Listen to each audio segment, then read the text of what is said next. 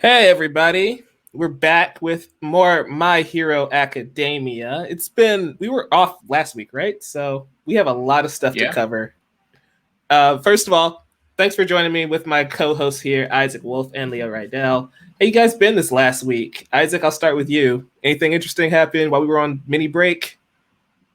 Well, I'm trying to do three different reviews at once, and that's going somewhere, I suppose. That's a lot to take on at one time, my friend. I usually just try Especially and when do it's a one. video game. Yeah, especially when it's video game reviews. I don't tackle video game reviews anymore. That just takes far too long for me. I cannot do three. I can barely do one. And two of these are JRPGs. Jeez, man. Good luck. Ah, Leo, how's it going, man? Not too shabby. Been kind of battling a cold since Friday, so kind of on and off, but honestly, not bad. I've been having to force myself to relax. I checked out Respect, the Aretha Franklin movie last night. Man, I wish it was so much better. I'm a little disappointed, but was it good? it was okay. It wasn't bad. It wasn't good. Wasn't great. Wasn't horrible. It was just kind of middle of the road. Mm-hmm. Really wanted it to be like outstanding, like Ray or Straight Outta Compton, but it's middle of the pack. Sometimes middle of the pack is worse than just being outright bad. Yeah, you know? Amen. So that's disappointing. But hey, at least you watched Moana, right? That's good. Yeah, bro. First time watching Moana. So good. Fantastic movie. I watched a Pixar movie before Leo. What is this? The Darkest Timeline. Troy and Abed in the morning. Hey. All right, guys. Back to My Hero Academia. We have a lot to talk about because a lot has happened. So first off, movie 3 came out. My Hero Academia, World Heroes Mission, debuted in Japan, #1 in the box office. It's getting great reviews, great word of mouth. I can't wait to see this movie, and I know that we aren't going to have a chance to see it, especially me and Leo aren't going to have a chance to see it for a little while. Isaac will probably never see it because I still don't think you've gotten Heroes Rising, right? Let me check Wackanim. What's even so absurd about we had to wait for so long for two heroes is that 12th animation owns them, so you would expect that. Oh, wow! Mugen Train is available on Wakami now. What the hell? You've got the Demon Slayer movie, but you didn't get Heroes Rising yet. What? That's funny. We have Demon Slayer movie, but we don't have. We have two heroes, but we don't have Heroes Rising. Yes. Oof. But going back to World Heroes Mission, I guess I'll toss it over to you, Leo. Did this increase your hype at all, seeing how successful it's been in Japan and how, like, I haven't heard anything bad about this movie. It's just got like really positive reviews and word of mouth going right now. Yeah, honestly, like I love the My Hero Academia movies. I think both of them really just capture the characters well in a time where it's not quite there in the anime yet. So you kind of get like a little sneak peek of how these characters will have developed because, as we know, Heroes Rising takes place after this current arc in the anime. Yeah. So it's like a nice sneak peek of how the characters are developing. So yeah, I mean, I was already like super duper excited in the first place. The trailer was cut really, really bad though.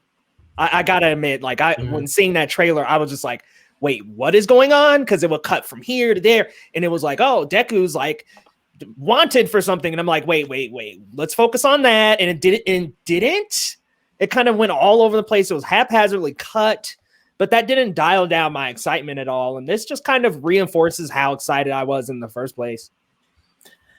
I'm with you. The trailer didn't do anything for me. And, you know, I guess I'd feel more optimistic about the movies if the anime didn't suffer. And every time a movie is in production, animation quality dips in the show, or like we've seen this season, they shuffle things around to make them line up together, and it's just really frustrating. That said, the movie itself, I'm sure, is going to be great once we finally get a chance to see it, because like you said before, the other two movies are great. And honestly, those two movies are some of my favorite stories in all of My Hero Academia. So I'm sure that this next one's going to be solid. Again, I've heard nothing but praise from it. I can't wait to check it out. Isaac, did you have any thoughts on World Heroes Mission? I know, again, we haven't seen much from it, but you have pretty much said what my thoughts about it. And still just perplexed. We have Mugen Train, but not Heroes Rising. What the hell, Funimation? Just give Vacuum access to Heroes Rising. Come on. yeah, I'm not sure what's going on there with Funimation and Toho when it comes to the licensing rights. It kind of reminds me of what's going on with Naruto. Like, you just can't get Naruto Shippuden on Funimation here in the US. I don't understand why. You just get original recipe Naruto and Boruto, which is weird. Original recipe. Hey, sometimes I just in that Shippuden mood and they don't have it for me. They just have Naruto. I can only watch that first fight between Naruto and Sasuke so much, Yeah. And they should have just cut the anime right there and paused for a little while, because all them fillers after are absolutely unnecessary. I think I watched one episode after that, and I'm just like, nope, not for me. Skipping over. Bruh, so I was watching Naruto. Sorry to derail, but I was watching Naruto when they were like creating Shippuden. So I'm like sitting here waiting as a teenager, and I'm going through all these episodes, and I'm like, when is it gonna get to Shippuden? Because I knew from the manga, right after Naruto versus Sasuke, it goes right into Shippuden in the manga. But nah, the anime like literally has like 40 or 50 episodes of straight filler. Yep. Crazy. Guys, unfortunately, we've got more. I mean, it could be a positive, I guess, depending on where you fall on this. But we have more My Hero movie news before we get into the actual anime review.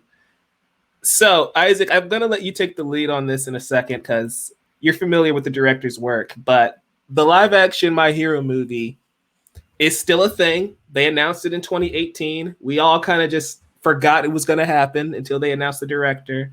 Shinsuke Sato is going to direct the movie. It's going to be his first English film, because the film is going to be in English. Yeah. It's not going to be in Japanese.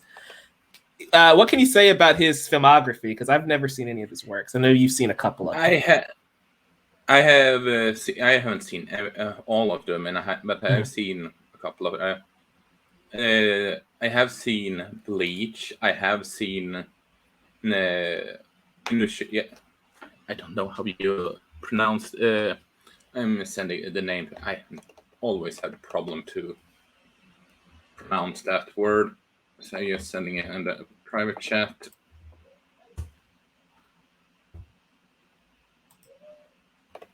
There you have it. And Inuyashiki. Inuyashiki. Yeah. And I haven't seen it, but I've heard about Alice in Borderland, and it's supposedly good, with the exception of the ending, which is rather disappointing. But that I feel is because of the manga, source material, for what I've heard. But just specifically, the live action Bleach movie is pretty darn good in my opinion, having someone that pretty much only done adaptations of manga to live action, I was skeptical at first, but now I feel that they have the right kind of director. It's not like he has experience in this field. I feel that's a good thing. The only thing I'm questioning is why not making it a TV series instead? But then again, Legendary Picture isn't someone that makes TV series. They are someone that makes movies. Mm-hmm. So I'm in the camp of it's. I understand if they want to do this film. It just feels too early. Like we have movie 3 in theaters. We have the anime running. We have the manga still going. Why is it time to do the live action thing? You know, like to your point, Isaac, My Hero is paced way better for television because that's how that's how it's written to be consumed weekly as a manga or an anime. And so trying to condense, that first arc into a feature film, it's gonna run into the same problems Avatar did unless they drastically change it, which I guess I'm not opposed to, but it just feels really strange to do like this now. I feel like if you're gonna try and do that, we mentioned Naruto like every single episode, but I feel like Naruto might be the better option right now because Lionsgate have the right to do a My Hero. Sorry, not My Hero, a Naruto movie, and Arad is apparently producing it. Yeah, that movie's been in development hell for like the last 4 or 5 years. But I don't know. I just feel like My Hero, the story isn't finished. The anime is still going, and animated movies are still being made. I don't think we need to oversaturate, the My Hero brand because you also have Vigilantes running. So you already have a spinoff, an anime, a manga, and a movie series going. This might be a little overkill. But again, hoping for the best. Leo, you can drop your 2 cents and we can just move on from this topic if you want. Yeah, I don't want the live action adaptation to be done at all. Look, I think some things can be done, especially if you do certain anime like Food Wars, that's pretty much just slice of life. I think those can work as live action, but and I understand that My Hero Academia is heavily based off of Western superhero culture, and I get that. And, we see these in characters like All Might, who's obviously Superman, Deku, who's obviously Spider-Man, and those movies have both been done over and over and over again. But the problem is you have these anime influences, and there's two. I can't see the hair. I can't see like some of the anime-isms that go into My Hero Academia being adapted well in live action, but it does make me a little more comfortable that he at least has experience. The director I'm speaking, Shinsuke Sato, has experience adapting live action movies before. So that gives me a little more hope, but I'm not a live action guy. I don't think anime should be adapted in the live action. And it's like you said, Mike, this is paced well for a show. Like, how much would they adapt into one movie? Would it be all of season 1? Or like, where are we going with this movie? How many of them are we planning? I don't know. I'm cautious. I'm not even optimistic. I'm cautious. Yeah, it's just. Go ahead, Isaac. I don't know how you think Netflix would work as a movie unless you make it NX or something, all things considered. It just it reminds me of Avatar: The Last Airbender, and we had the cast announced this past week as well. It's been a busy week for Michael's fandom, by the way, but we had the Avatar cast announced, and it's like the issue I've always had with an Avatar: The Last Airbender movie is that you can't cram all of that information from season 1 into one film. Same with My Hero, like. Pacing wise, just thinking about it, you're gonna have to end the first movie at Deku versus Kachan, right? You can't even get to the League of Villains if you're trying to keep all this other information there. And I don't know if that I don't think that makes an entertaining movie, honestly. 10 episode limited series, sure, maybe. But again, if you're gonna adapt it into a TV show, that's the anime. It's just kind of pointless. Yeah, I agree. I mean, anime, there are reasons why there's a good amount of episodes to actually tell this story. And My Hero Academia is 20-something episodes a season. So good luck adapting all that. I mean, some of the episodes could totally be condensed together, but it's episode exactly like you were saying, Mike, that there's multiple peaks of the season. And it's like, how do you hit each and every one of those in one movie? Like, good luck. Like, I guess you would have to play hurry up offense and get to Kachan versus Deku in the first half. Like, you would have to get to that within 45, 50 minutes if we're working with 2 hours here. Yeah, and that moment loses all of its weight because you needed those 6 episodes before then to lead up to that, you know? Like, pacing is everything, and I don't want to speed run My Hero Academia, you know? Guys, do you want to talk about the far superior anime, though? Because this last episode had me all up in the feels. Yeah. Yeah. So, Isaac, I know Eraserhead is one of your, if not your favorite character in the entire series. First of all, Yeah. what did this feel like when you initially read it in the manga, and how did you feel the anime adapted this story? Just brief rundown. Kids finished up their work studies. They're back in class. Aizawa and President Mike have to go to Tartarus because we have some information on Kirigiri, the Nomu, and their long deceased friend Shirakumo. It's heavy. Well, yeah. Well, what can you say more than a hit right in the feels? I Right. mean, Jesus. It's a prime example of a character that has a hard time putting his has a big wall in front of him, being unable to keep it in check, and just it breaks down just for a brief moment. Mm-hmm. If that makes any sense. Yeah, totally. It's a powerful moment here when you just see Aizawa like just break down, and he's usually so stoic, so strong, right? Nothing phases him. But seeing Kurigiri, seeing what his friend Shirakumo has become, it's just messed up. Like, this also just reveals that Kurigiri is a Nomu, which, when you look back at the high end that Endeavor fought, they have the same eyes, and it makes sense now. But you didn't think about it when we first met Kurigiri, because this is a character we've known since pretty much the beginning of the series, right? When the League of Villains were introduced. And it makes everything make sense. It kind of just built upon the groundwork that has been laid. Like, looking back at the Overhaul arc, how protective Eraserhead was of all of his students there, and how he didn't want them to do their work studies in the first place. Now having context of Shirakumo was killed during a work study, it just, again, it hits, man. It's why he's so protective of Deku and Eri and Uraraka and Asui. And it's just like, dang, it's so heavy, especially how the episode kind of opened up with them in class and Ida's doing his thing and everybody's all happy and cheery, and then it just goes downhill from there. Leah, what are your thoughts on this one? What were you saying, Isaac? My bad. I was just gonna say, but yeah, that pretty much sums it up. So go on, Leah.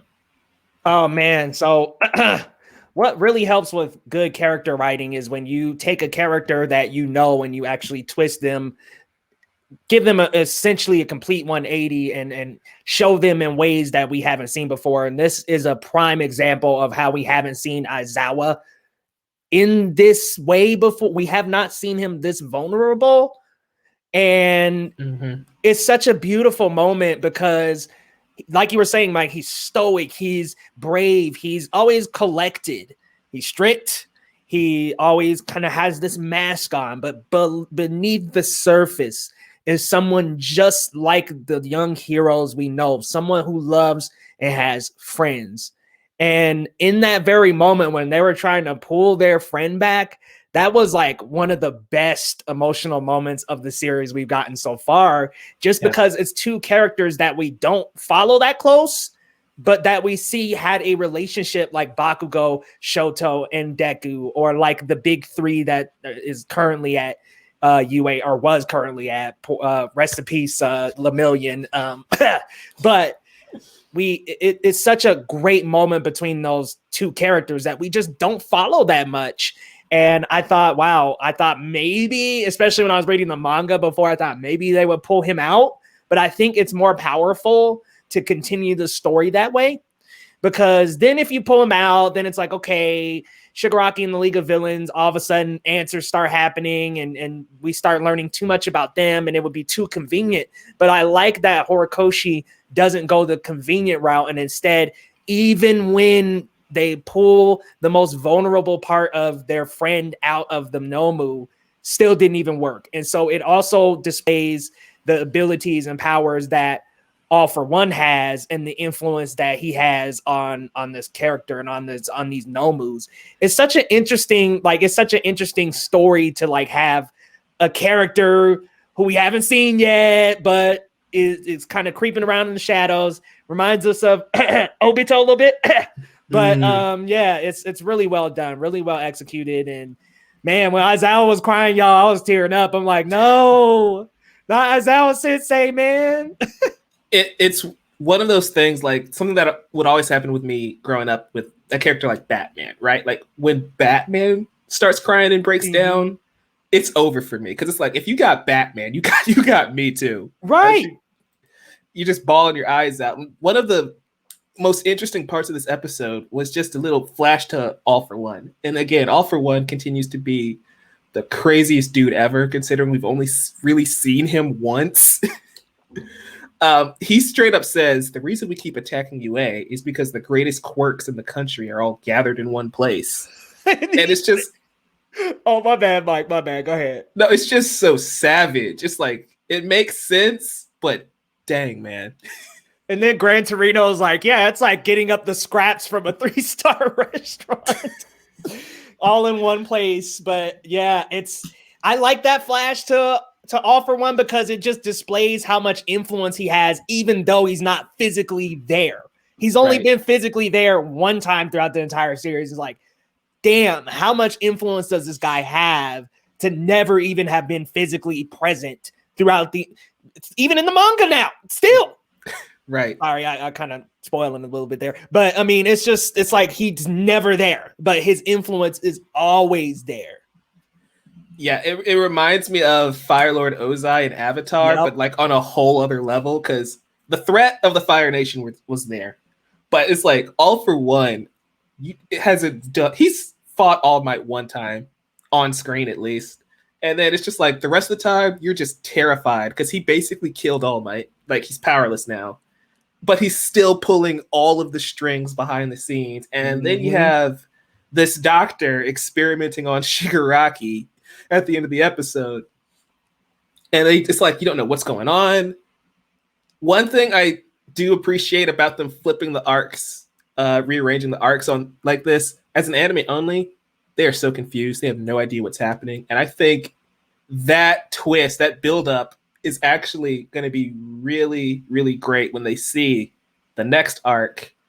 Guys, did we have anything else on this episode? More of a hero than anyone, because we can also start leading into My Villain Academia. We can say it now. Deku said it in the preview. Awesome. But I did have one final thought. I actually want to echo your sentiment that this episode being right here actually made the whole reversal of the arcs feel a little bit more cohesive and concrete. Because I think watching it before, I was like, okay, it's just this filler crap. It's like, but this being the launch pad into My Villain Academia, I think was actually pretty brilliant, because you go covert under one of the League of Villains, and then it's like, okay, let's swap and tell their story. I think that was a really good move to put that here. Yeah, it pays off, because when you think about it, also, we can just give our quick thoughts on this Endeavor Agency arc, because that has come to a close. But Deku unlocks the quirk, Black Whip, and the Class A versus Class B arc. It makes sense to continue that growth and progression in the Endeavor arc, and then you plant the seeds to MVA, and then you can go all the way into this villain arc we're going to close the season out on. It was frustrating because we knew what was going to happen, but I think, especially talking to my anime-only friends, they loved it. They're loving everything that's happening right now. And this episode, like you said, Leo, this episode made it all worth it, because honestly, I say this is one of the best episodes of My Hero Academia ever. It's well paced. It adapted like three and a half manga chapters in an episode, where most of the season they've only been adapting 2. So the pace was there. There wasn't many flashbacks or flashbacks that we are aware of. You know, All Might giving Deku the quirk for the 1000th time. You know, it made me hopeful for what's to come because they only have 6 episodes left. But if it's paced like this, it's going to be the best ending to a season yet. Yeah, I agree, which is a little hard to achieve in anime. Like, achieve such a great episode without any action, you know? Because, I mean, we're here at My Hero Academia to see some dukes up, baby. But, yeah, we didn't get any action, but it's still such a great episode. Great writing. Isaac, you got anything, bud?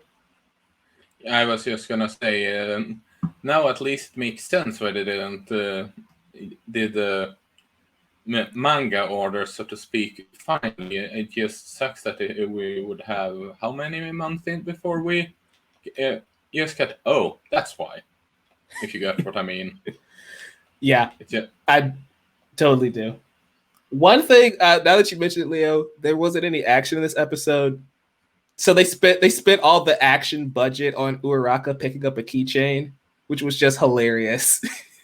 Oh, another way they are playing to the Uraraka X Deku, like they're really playing that up in the anime.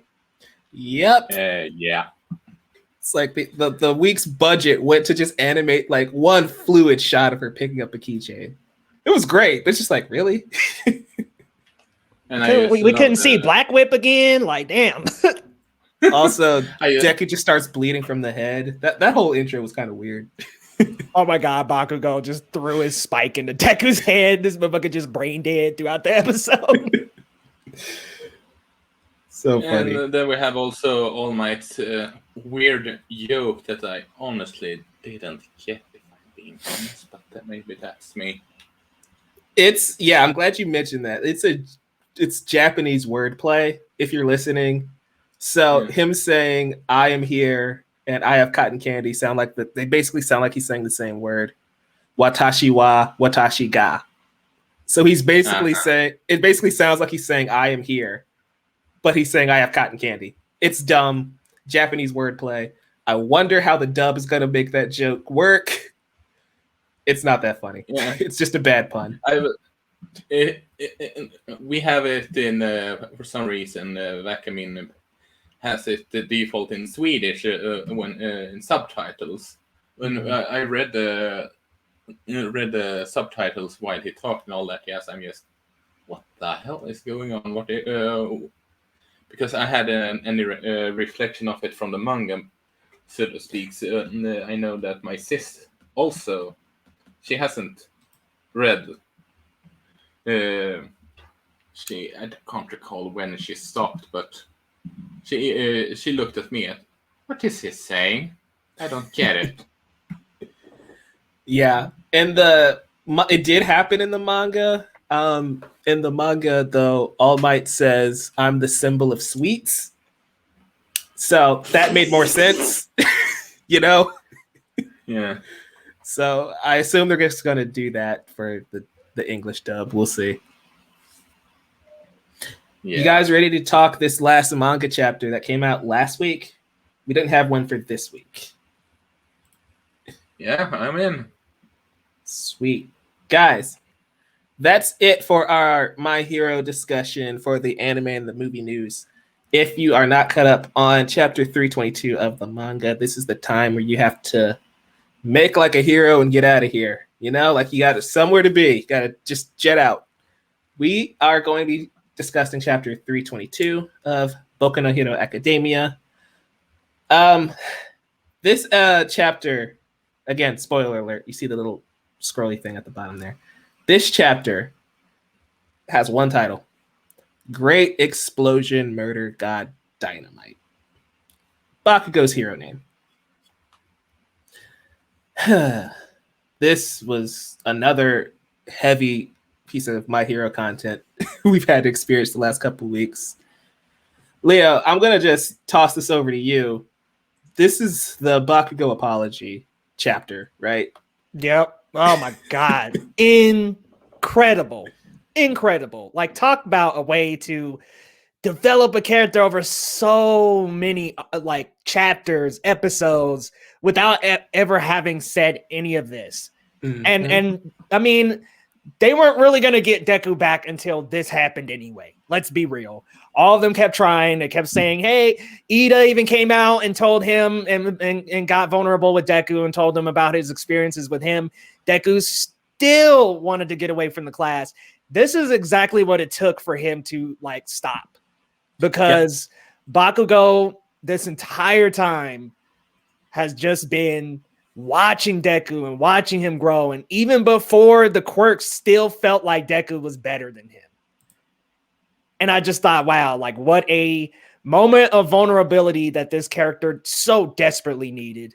Because I think some anime onlys and even some manga readers kind of feel like Bakugo is just this really angry kid who harbors all this hate and even could potentially be a villain.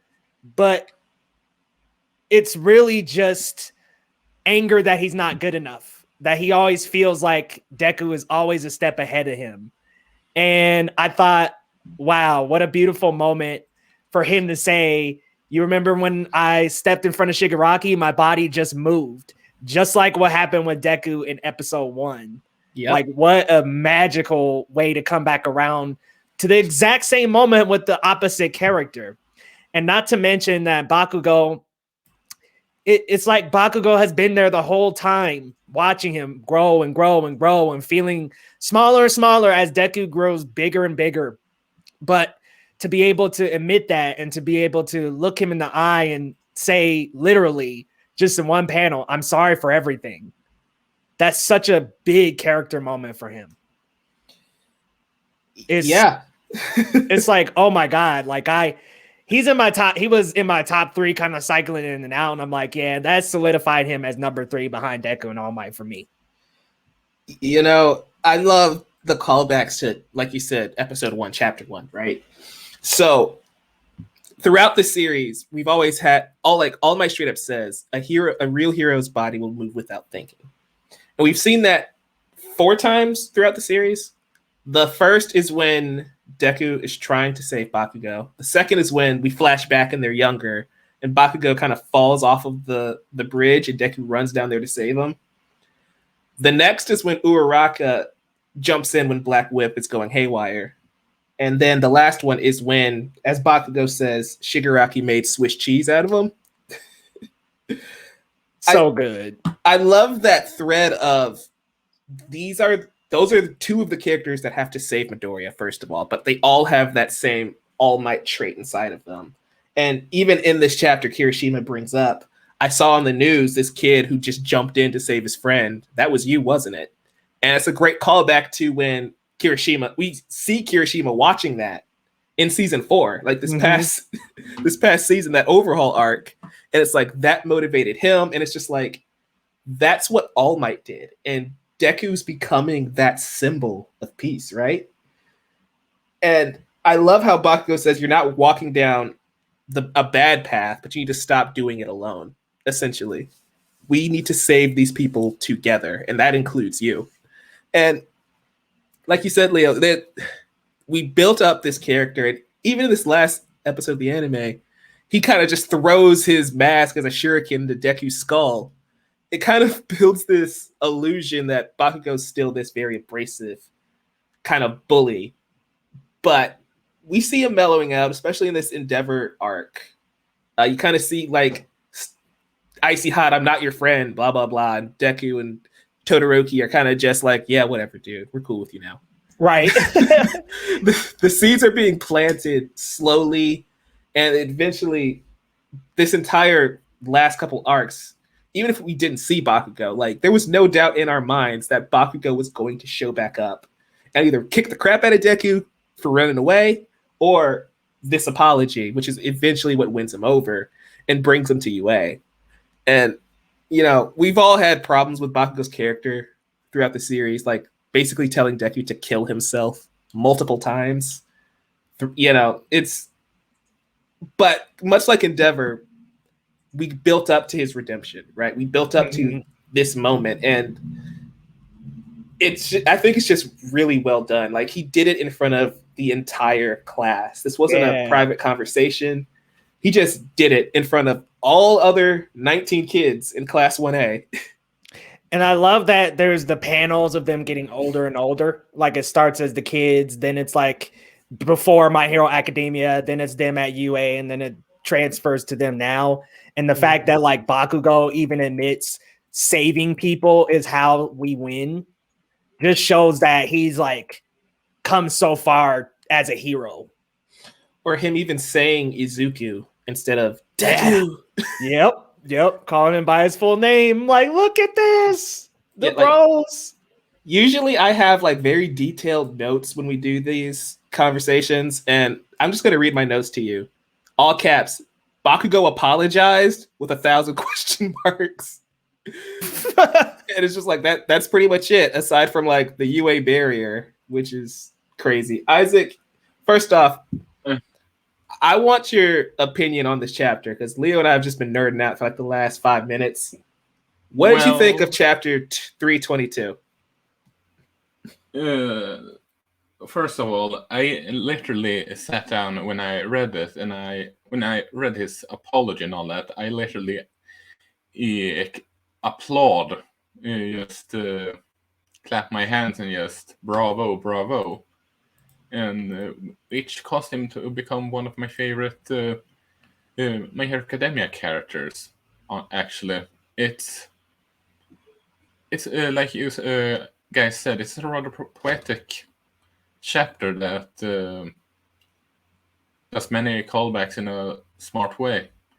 And I have to say, it's funny that you mentioned how the anime plays with a certain pairing, considering how the chapter ends and all.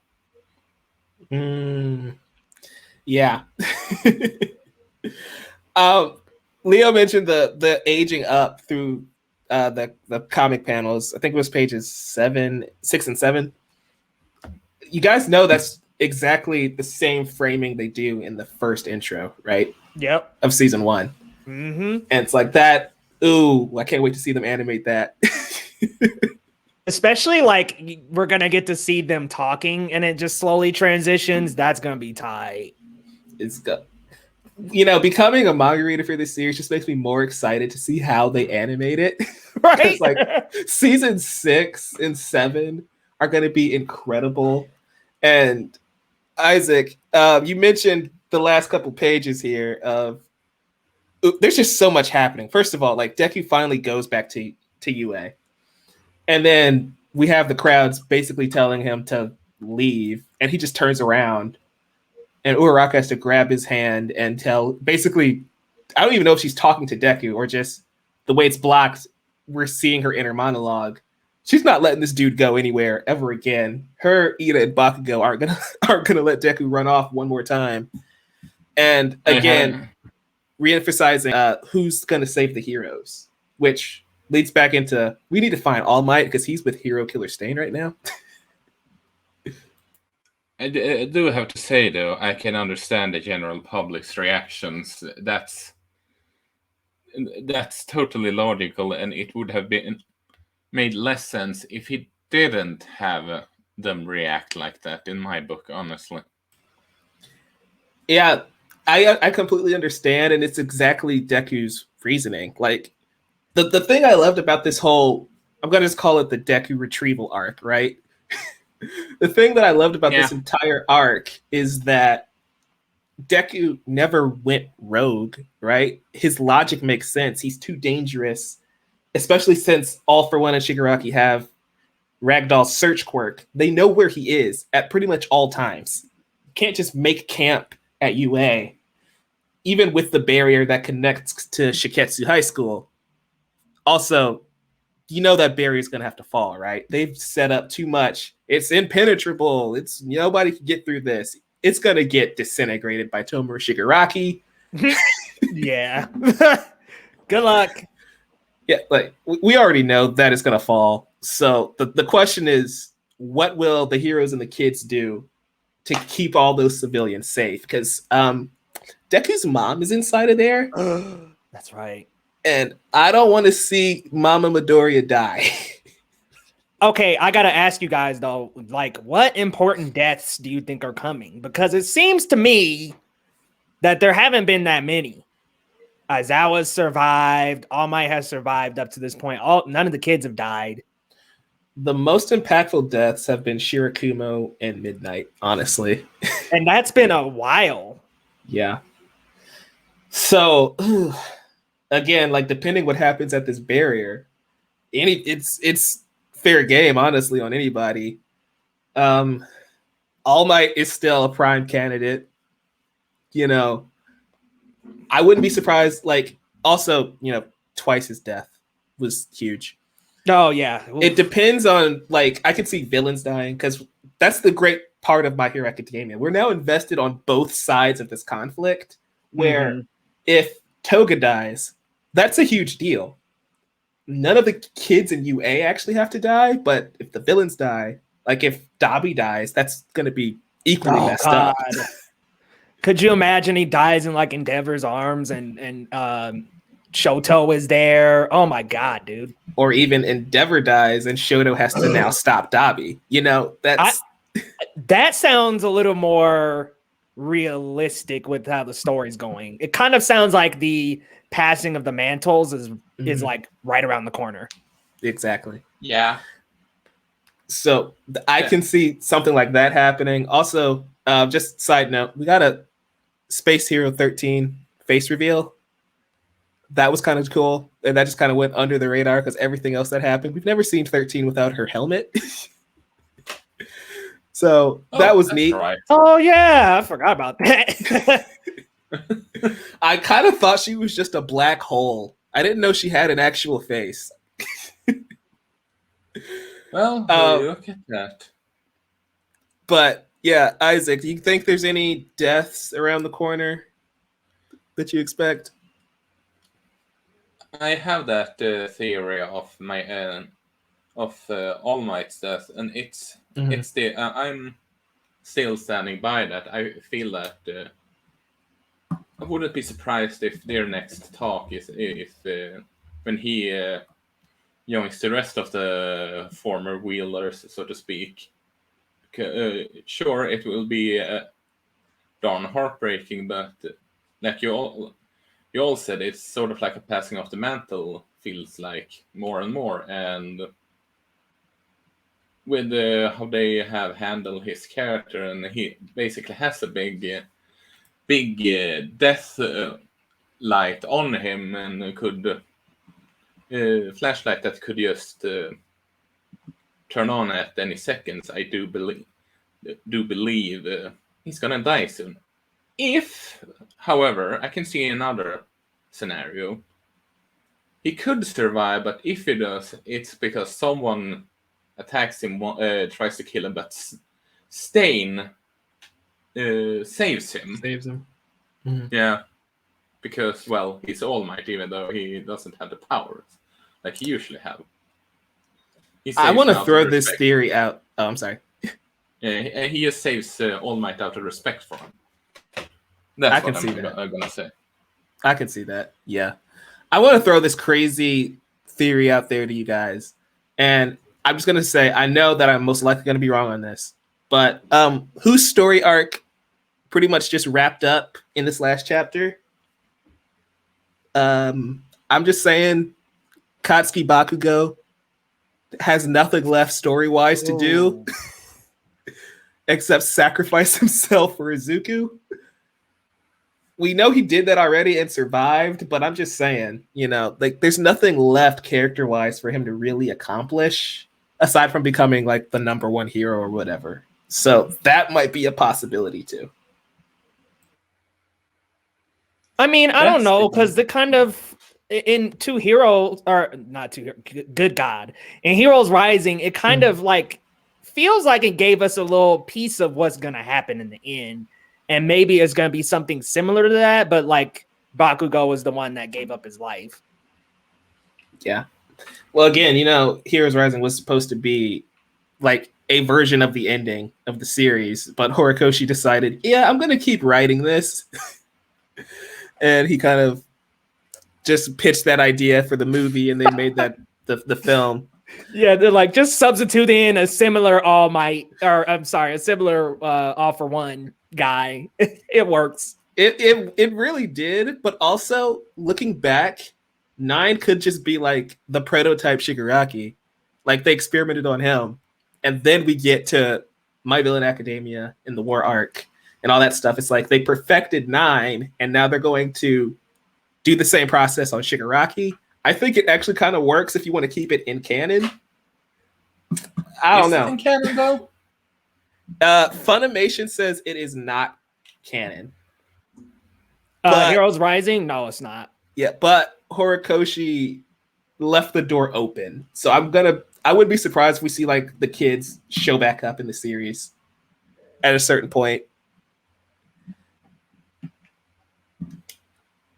That's all I have here for this chapter. It's just the episode in the chapter that we're covering this week were just really emotional, and there's not much I can say. Like there wasn't much action in the anime episode or in this manga chapter, but it, like we said at the start of this episode, it just kind of hits you in the feels. It left me crying both times, reading, watching. This is probably the best week as far as reviews we've had, honestly. Yeah, the content has been the best in both anime and manga, because it's like typically, like especially the last few reviews, it's like, okay, the anime episode, filler, but manga is going really strong. Like now we're kind of, and I feel like next week's gonna probably be this way too, because we're League of Villains, and then whatever happens in the manga, like I can totally see the manga now swapping over back to All Might and Stain. Yeah. It feels like we kind of reached that conclusion of the Deku retrieval. We need to get back to what All Might's doing. I'm just hoping it doesn't end in sadness. You know, I kind of feel, and maybe I'm wrong about this, but I kind of feel like the anime and manga are switching places, where the anime is about to get really dark. The manga might lighten up a little bit. You know, now that Class A is back, you can't have a dark story with Mineta. Come on. You know? I don't know. Them grapes. No, I'm just playing. I mean, why not? That's all I've got, guys. Anything else we want to cover? You guys ready to wrap this one up? I mean, I'm as far as I can. Yeah, I think that's good. I think that's good. Sweet. Leo, what's cooking over at Geekly Goods this week? So at Double G, y'all, we are on a Titans freight train, guys. So I will definitely be covering Titans season 3, episode 4 this week, and also What If episode 2. And also we'll have a live stream on Wednesday talking What If and Titans. And yeah, that's it for now. There's going to be some more movie reviews. I know there's something coming out next week, so I'll be checking that out. Reminiscence is coming up with Hugh Jackman. The Protege is coming up as well. So yeah, be on the lookout for reviews and reactions over at Geekly Goods. And then if you're on TikTok and Instagram, at leo.rydel.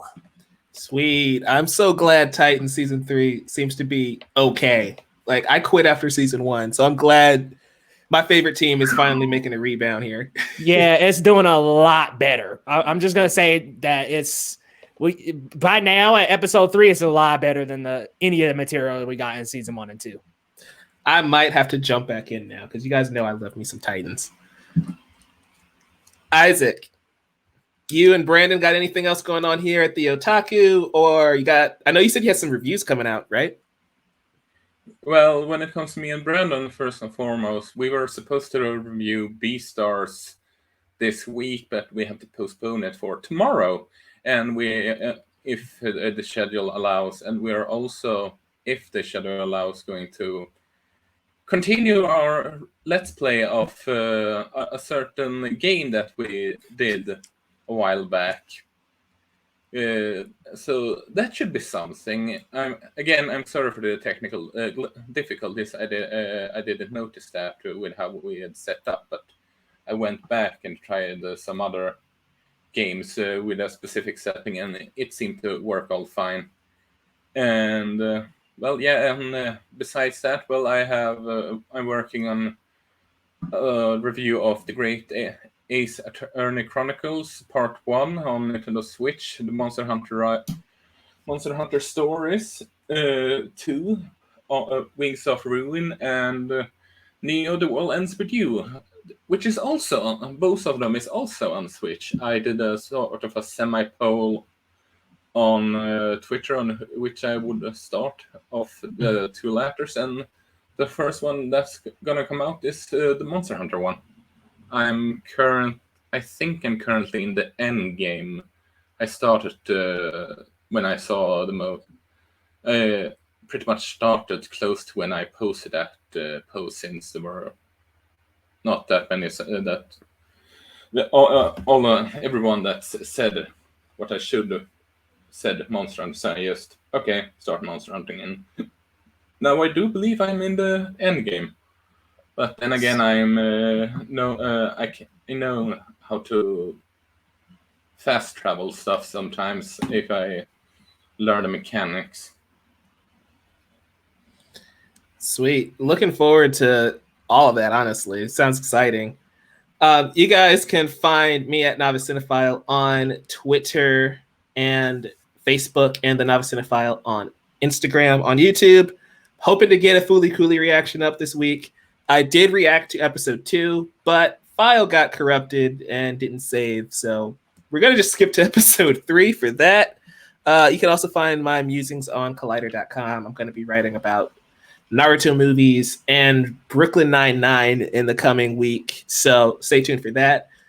We'll be back next week for My Villain Academia, and you can follow the Amateur Otaku Pod on Twitter, and make sure you subscribe for more anime content. Also, we did a live stream on Leo's channel, the first episode of the Otakuverse.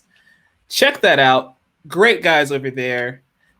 We had a great conversation on, what got us into anime, our starter animes, our favorite characters in anime. Isaac, be sure to link that episode here because great conversation, great time. You guys are going to love it. All right. And you should all watch the Violet Evergarden as well. Of course. Add that to the list. Yeah. We'll get you guys next week. Go Beyond, plus Ultra. Plus Ultra. That went well.